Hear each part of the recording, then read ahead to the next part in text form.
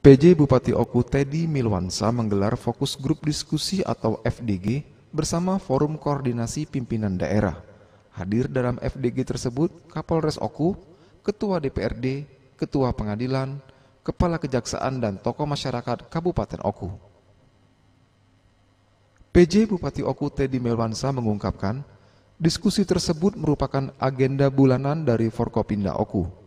Namun kali ini difokuskan membahas fenomena Kamtibmas di Oku. Menurut Teddy, pihaknya juga menerima masukan dari tokoh masyarakat dan tokoh agama Kabupaten Oku.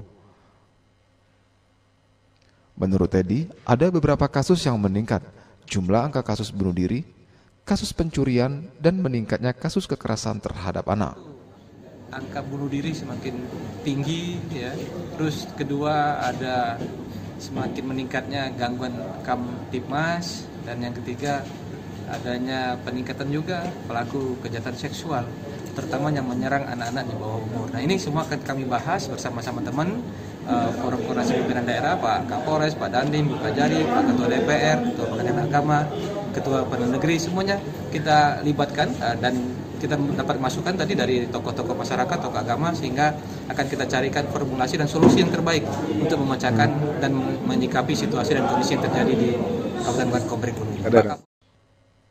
Sementara itu, Kapolres Oku AKBP Danu Agus Purnomo menambahkan, untuk penindakan kasus pencurian dan gangguan Kamtibmas, pihaknya menekankan personil di lapangan untuk melakukan tindakan tegas terukur bagi pelaku kejahatan. Kita harus seimbang antara preemptif, preventif, maupun represif. Represif terutama juga kita karena saat ini khusus kami dari Polres Oku sedang melaksanakan operasi Sikat Musi 2 tahun 2022 ini dengan sasaran yaitu curas, curat maupun curanmor.